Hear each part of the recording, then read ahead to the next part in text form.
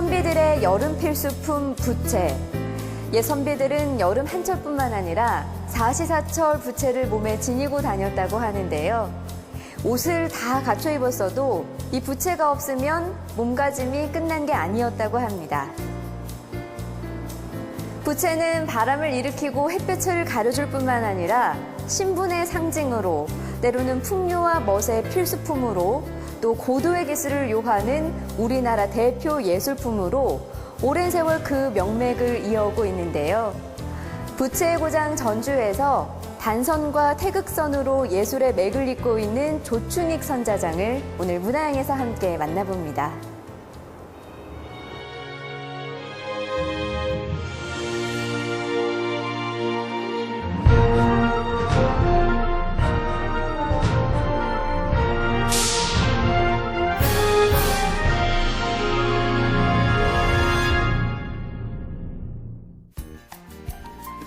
많은 관광객들과 전주 시민들이 즐겨 찾는 한옥마을 인근에 자리한 동문거리. 이곳은 전주 부성에 동문이 있었던 곳입니다. 이 동문사거리에 아름다운 전주부채 전시관이 둥지를 들었는데요. 죽전 조충익 선자장이 얼마 전 마련한 공간입니다.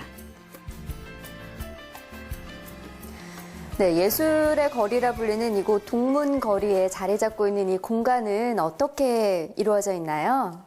여기는 뭐 적은 그 복합 문화 공간이라고 할 수가 있어요. 원래는 제 작품관 여러 가지를 뭐 갤러리, 또 제 작품관, 자료관 이렇게 하려고 했었는데 요새 동문거리를 좀 많이 떠나고 있거든요. 지가가 오르고 또 예술에는 돈이 없고 그러니까.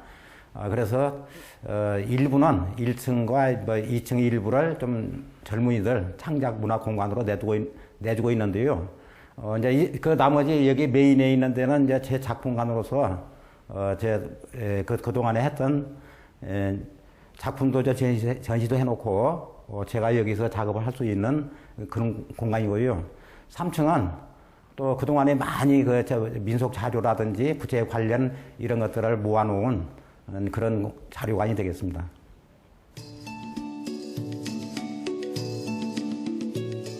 태극 문양을 그려넣은 둥근 부채 태극선. 조충익 선자장은 이 태극선으로 전라북도 무형문화재 제10호로 선정됐습니다.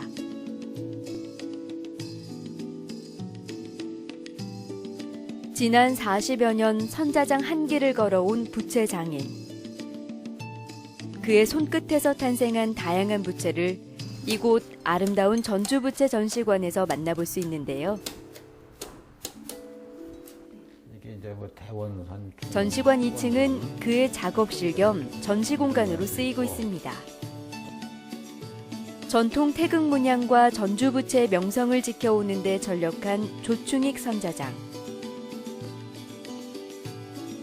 이곳에선 태극선뿐 아니라 부채살 8,000개를 일일이 이어붙인 공작 부채를 비롯해 다양한 종류의 부채도 만날 수 있는데요. 부채를 아름답고 창의적인 예술품으로 승화시킨 선자장의 노력이 엿보입니다. 3층 전시관에는 조충익 선자장이 오랫동안 소집해온 각양각색의 부채와 다양한 민속품이 자리해 있습니다. 18세기에 사용된 부채를 비롯해서 선자장이 세계 각국에서 모은 전시품을 통해 부채의 오랜 역사를 살펴볼 수 있는데요. 네, 이곳을 둘러보니까요. 부채의 크기와 종류가 무척이나 다양하던데 부채는 어떤 종류로 나뉘어져 있을까요? 네, 이제 부채는 크게 보면은 두 가지로 나눠져요. 뭐 접었다 폈다 하는 접부채가 있고 그 접혀지지 않는 손잡이만 이게 고정되어 있는 이런 부채가 있는데 그거는 이제 단선 또는 우리말로 방구 부채라고 합니다. 이제 그 방구 부채를 제가 만드는 사람이에요. 크게 두 가지 종류로 나뉘는 부채.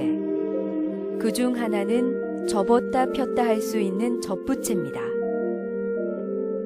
이 접부채는 주로 남자들이 외출할 때 들고 다녔는데요. 접부채 중에서 대표적인 것은 전주의 특산품 합죽선입니다. 겉대를 맞붙여 합했다는 뜻의 합죽선. 멋과 풍류의 상징이었기에 부채에 그림을 그리고 아름다운 문양도 새겼습니다. 부채살에 종이나 비단을 붙여 둥글게 만든 단선. 원선 또는 방구부채라고도 부르는 단선은 태극 문양을 새겨 넣은 태극선이 대표적입니다. 네, 부채 가운데서도 이 단선을 만드시고 계시는데 그중에서도 태극선을 만들고 계시잖아요. 특별한 이유가 있으실까요? 태극선은 좀 그 전체적으로 보면은 아름답죠. 그리고 또 우리나라 고유 옛날에 지금은 뭐 이태극이지만은 옛날에 삼태극을 국기로 썼다고 그래요. 그래서 이제 우리나라 상징이기도 하고 또 옛날에는 이 남부 지역에서 부채를 여러 군데서 많이 만들었는데 이제 그 합죽선하고 태극선이 전주에가 주로 만드는 그 특산품이에요. 그래서 이제 우리 고장에서 만드는 특산품이고 뭐 그래서 거기 반해가지고 이제 시작을 하게 됐어요. 예로부터 질 좋은 부채가 만들어진 전주. 전라감영내 선자청에서는 임금에게 진상할 부채가 만들어졌습니다. 이 부채는 단오날 임금이 신하들에게 내리는 하사품이었는데요. 정교함과 세련미가 단연 일품이었습니다. 이후로도 우수한 기술을 가진 장인들이 있어 최상품의 부채들이 전주에서 만들어졌습니다.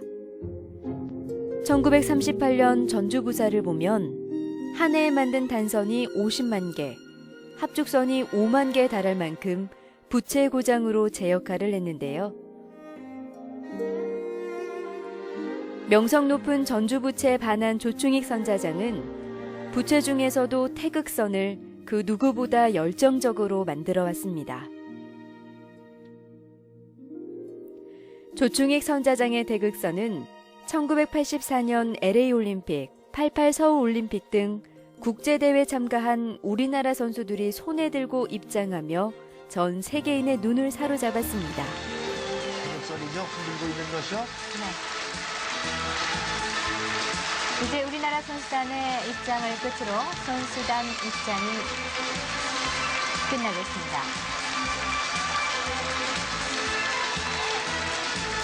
LA 올림픽 때하고 또 88 서울 올림픽 때 이 선수들이 직접 이 태극선을 들고 입장을 했단 말이에요. 그때 또 감회가 또 남다르셨을 것 같아요. 그렇죠. 뭐 옛날에는 우리 한국에서도 뭐 제가 큰 존재가 없었는데 제가 만든 부채가 전 세계인들이 지켜보는 그 가운데 우리 선수단들이 들고 입장을 했을 때 뭐 그는 뭐라고 표현을 할 수가 없었죠 그때는. 뭐 그때부터 좀 더 뭔가 한국에 대표되는 그런 좀 이런 일을 해야 되겠다 그런 생각을 하고 그 뒤로 좀 열심히 했던 것 같아요. 88 서울올림픽을 기점으로 조충익 선자장은 태극선 만드는 일에 혼신의 노력을 기울였습니다. 그 덕분에 신문과 잡지를 비롯한 여러 매체에 소개되며 덩달아 태극선의 명성도 높아졌는데요. 여기 그 부채를 보니까요, 이 태극선 문양도 참 다양하더라고요. 이 태극선은 어떤 부채인가요? 예, 이제 그 문헌에 이렇게 뭐 그 나와 있는 것은 정리된 것이 없어요. 그게 찾아보려고 해도요. 그런데 구전으로 뭐 전하기에는 고려 말엽부터 이렇게 그 단선에다 태극 문양을 붙였다고 그렇게 구전으로만 전해 오거든요. 그런데 이제 여기 이제 태극선에 그게 거의 다 삼태극인데, 이제 거기서도 뭐 알태극이라고 하는 것도 있고, 뭐 여러 가지 모양이 있어요. 또 크기도 틀리고. 그래서,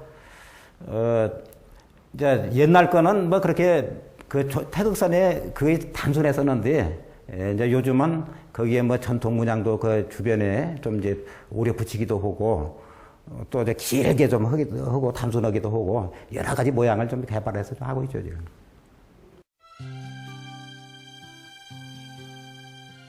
한국의 얼굴 태극선. 선사장에게 태극선은 단순한 부채가 아닌 자신의 혼을 담는 그릇이자 한국의 근본입니다.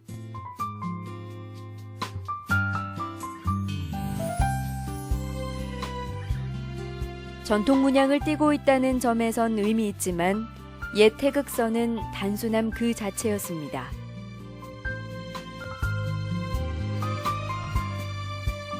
조충익 선사장은 이런 단순함에서 벗어나 알태극을 부채에 담는 등 화려하고 다양한 태극선을 선보여 왔습니다.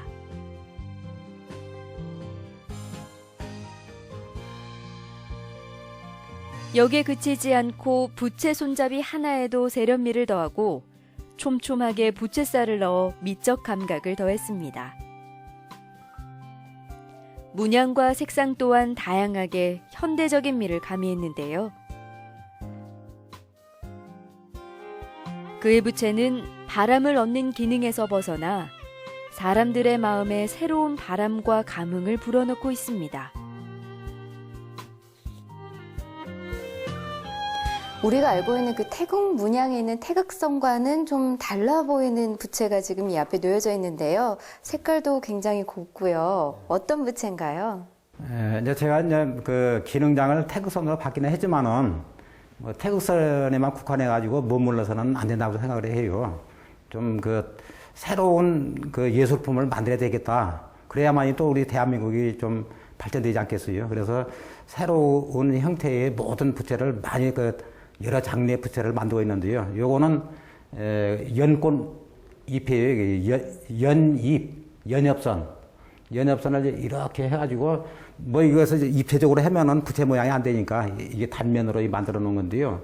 뭐 줄기라든지 이런 것을 좀 기교 있게 잘 만들어진 거고요. 이거는 2007년도에 유엔 본부 반기문 사무총장이 계시는 거기서 전시를 했던 작품입니다.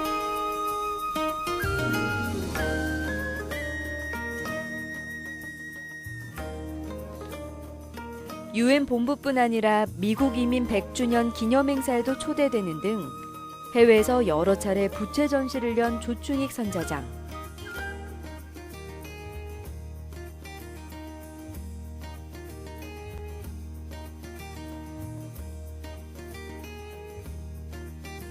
노무현 대통령 재임 당시엔 무궁화 문양의 부채를 청와대에 기증하게 됐습니다.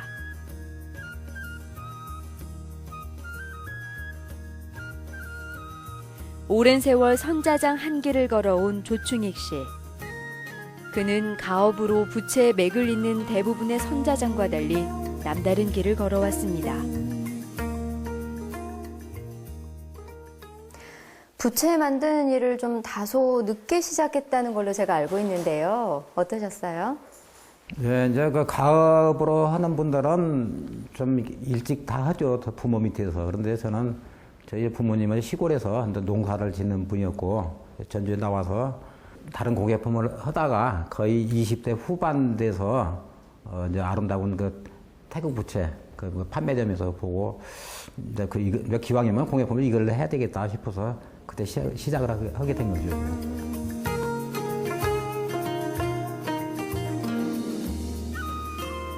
본래 손재주가 남달랐던 조충익 선자장. 전주의 특산품 한지로 만든 부채에 자연스럽게 관심이 갔고 우리나라의 아름다움이 그대로 표현된 태극선에 절로 마음이 갔습니다. 당시에는 기술이 곧 생명줄 같았던 시대라 혼자서 태극선 만드는 법을 터득해 가야 했는데요. 힘든 과정을 통해 삼태극 작도법을 개발해서 일정한 비율의 태극 무늬를 만들게 됩니다. 삼태극 작도법을 직접 개발하셔서 사용하고 있는데 삼태극 작도법이라는 게 어떤 건가요? 이 태극 작도법은 우리나라가 태극이 있잖아요. 그건 반지름에서 반절만 그리면 되는 거예요. 이거를. 그런데 태극선에 거기에 돼 있는 것은 세 등분으로 나눠야 되고 좀 길게 되기 때문에 반지름만 가지고 한번 돌려서는 그 태극 마크가 안 나와요. 그게. 그러다 보니까 그 예로부터 그 전해오는 여러 가지 태극문을 보면은 그리는 그 어떻게 그렸다고 하는 그 작도법이 없어가지고 그런 그 모양 형태를 그리는 사람마다 다 틀려요 그게. 그래서 이거는 그 하나의 표준을 만들어야 되겠다. 제가 이제 그 그리는 방법을 저는 원래 그 미술 공부를 아는 사람이라서 좀 힘들게 뭐 한 몇 년여에 그 한번 실험을 해가지고 그 사람 만들게 된 거죠. 그러니까 표현을 하자면은 그 모델이 이제 그 춘향이라면은 커도 춘향이고 적어도 춘향이어야 되잖아요. 키워놓으면 월매처럼 되고 줄여놓으면 향방이처럼 되고 이건 안 되겠다 해가지고 그리는 방법을 딱 만들어가지고 그 기점만 조금 크게 적게 해서 비율대로 하면은 똑같은 모양새가 나오기 때문에 그것을 새로 만들었던 거예요. 복사기가 없었던 시절, 그는 태극선을 만든 지 5년 만에 삼태극 작도법을 고안해 제각각이었던 태극의 모양과 비율을 하나로 통일시켰습니다.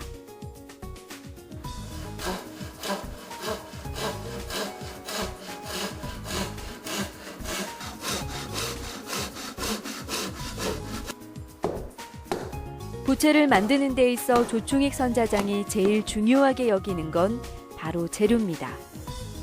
그 중에서도 대나무에 가장 많은 신경을 쓰는데요. 이 지구상의 대나무 종류가 전체 분류하자면은 3,000 종이 넘는다고 그래요. 그런데 우리가 이제 흔히 우리 주변에 볼 수 있는 거는 한 7, 8개 흔히 볼 수 있거든요. 그런데 이제 우리 전주 지역에 가까운 데 있는 거는 그 분죽이 많아가지고 분죽이라고 하는 거 있는데 이제 그거는 부채는 안 되고 왕대라고 하는 거 있어요. 매디도 좀 길고 결이 고와가지고 잘 쪼개지기도 하고 그래서 왕대를 쓰는데 그거는 이제 왕대라 해가지고 뭐 대나무 채취로 가가지고 야 이거 곱다 해가지고 하면은 그 신죽이라 해가지고 깨끗한 그때는 뭐 작년에 났거나 금년에 났던 그 죽순들이에요 그게. 그러니까 힘이 없어가지고 그 부채를 만들어도 지탱을 못해요. 그렇기 때문에 대나무의 수명은 한 6, 7년 되면 죽거든요. 그래서 한 4년 정도 된 나무를 쓰면은 가장 좋은 거죠 대나무가.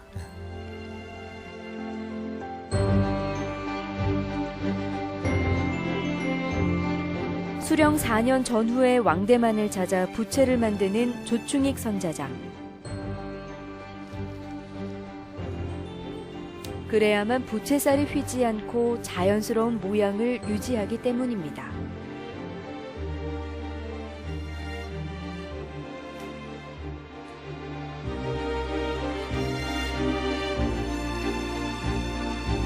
부채를 만드는 데 있어서 이 틀이 될 수 있는 이 대나무 선택도 참 중요하지만 또 이 외에도 좀 중요한 재료가 있다면 어떤 게 있을까요? 그렇죠. 이제 대나무도 그 왕대로 해서 한 4, 5년 정도 된 그 여문나무. 그것도 이제 그 눈이 내린 다음에 이게 그 겨울에 베야 되거든요. 그 여름에 요새 베면 안 돼요, 이거는. 그래서 그 왕대를 써야 되고 또 4, 5년 된 그 정도의 그 나무를 골라야 되고 또 그 대나무뿐만이 아니고 그 한지가 또 들어가잖아요.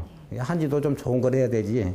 요새 뭐 수입되는 값싼 것을 한다든지 그 너무나 이게 그 섬유질에 대한 좋지 않은 종이는 또 빨리 망가지고 그렇기 때문에 그 한지도 좀 중요하고요. 또 한 가지는 손잡이 있잖아요.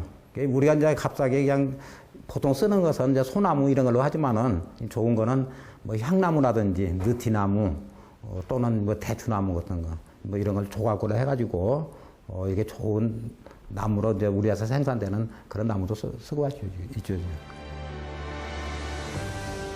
자신이 만든 태극선이 한국의 얼굴이라는 자부심으로 질 좋은 대나무와 한지를 고집한 조충익 선자장.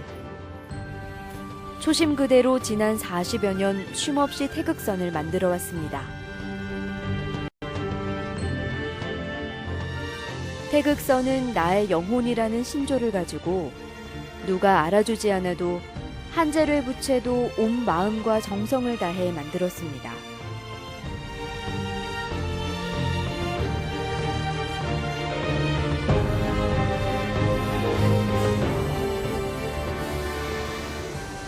그의 진한 발자취를 살펴볼 수 있는 전시가 이곳에서 열리고 있습니다.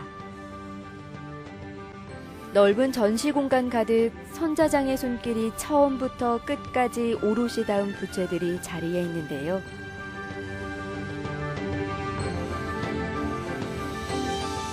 기존의 기술에서 벗어난 새로운 종류의 부채들이 선보여지고 있습니다.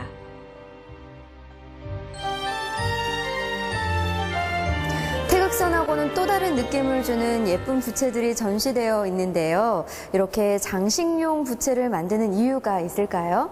네, 그러죠. 이제 제가 그 태극선으로서의 기능장은 받기는 했지만은 네.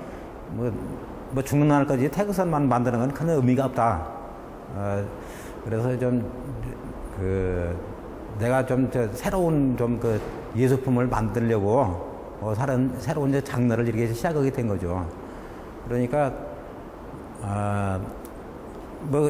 태극선만 해가지고는 거의 그 한계가 있어요. 그게 좀 새롭게 좀 예쁘게도 만들고 또 새롭고 잘못된 것은 고치기도 하고 또 이제 전통 문양이라든지 이런 것도 접목을 했지만은 그걸 떠나서 이제 이 대한민국이 좀 발전이 되려면은 새로운 장르의 이런 예술품을 만들어야만이 이 나라가 발전이 된다. 그런 생각해서 좀 새로운 시도를 한번 해본 거죠. 그래서 그러니까 여기에 있는 것들은 옛날 거를 재현도 한번 해보고 또 새로운 모든 것을 다 좀 사물을 보고 형성화한 것도 있고 우리 전통 문양을 이용해 가지고 절곡 해와 기법이라고 해가지고 대나무를 씌워가지고 오려서 붙여가지고 그림을 만드는 거. 이거는 어느 나라에도 없는 새로운 저만의 세계 최초로 한번 창작하는 작품이에요. 부채가 제 기능을 잃고 설 자리를 잃은 지금. 조충익 선자장은 집안에 걸어두고 감상할 수 있는 아름다운 부채를 만들어 이제는 사람들의 마음에 바람을 일으키고자 합니다.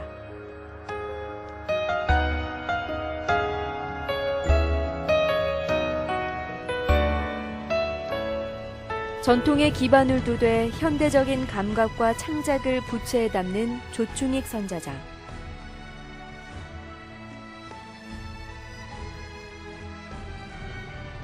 그림처럼 아름다운 부채를 만들기 위해 언제나 혼신의 힘을 다하는 그가 다음에는 또 어떤 부채로 우리의 마음에 바람을 일으킬지 기대해 봅니다.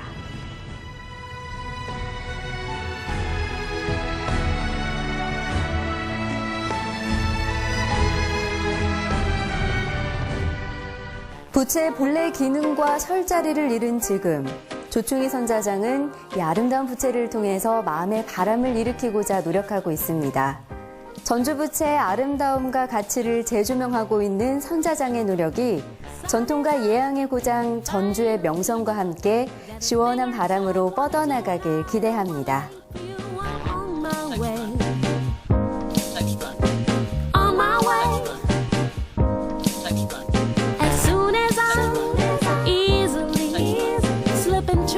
Dresser to the side of where I'm going.